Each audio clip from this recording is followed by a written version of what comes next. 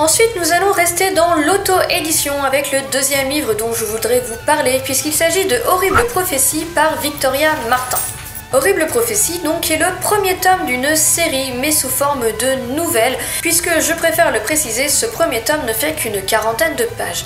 Je préfère le préciser car quand j'ai reçu ce roman, j'ai moi-même été surprise de ce format.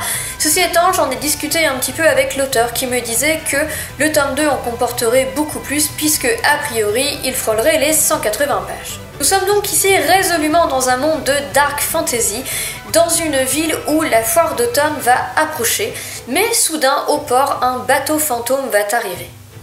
Et là, c'est un petit peu le drame, puisque, eh bien, dans ce monde, dans cette ville en tout cas, il y a une prophétie qui dit que le jour où un bateau fantôme va s'amarrer au port, une horrible prophétie s'abattra sur la ville.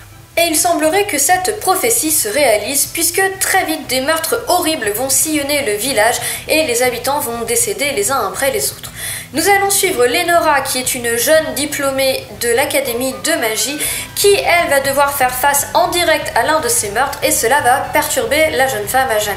Bien décidée à retrouver le coupable, Lenora va se mettre à enquêter, mais il faut le dire, Lenora n'est pas réellement une héroïne. Comme je vous le disais, ici vous êtes dans de la dark fantasy et sincèrement, si vous n'aimez pas les anti-héros, passez votre tour parce que Lenora n'a réellement rien d'une gentille jeune fille et je peux vous dire que les méthodes qu'elle va mettre en place afin de dénicher le coupable sont quelque peu barbares.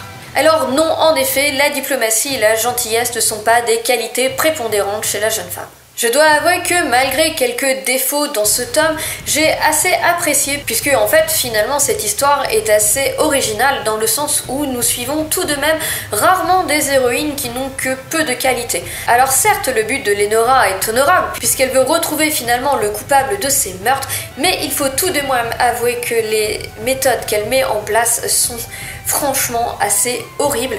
Et donc voilà, j'ai bien aimé cette originalité d'oser nous présenter finalement un héros qui n'en est pas un. J'ai trouvé que Victoria Martin était plutôt à l'aise avec son format nouvelle puisqu'elle ne s'embarrasse pas de longueur et donc évidemment en 40 pages nous n'avons absolument pas le temps de nous ennuyer. Le revers de la médaille c'est qu'il y a beaucoup de choses qui auraient mérité d'être approfondies et qui ne le sont pas. Il y a vraiment d'excellentes idées de base mais malheureusement elles ne sont qu'effleurées et j'aurais aimé qu'elles soient creusées beaucoup plus en profondeur.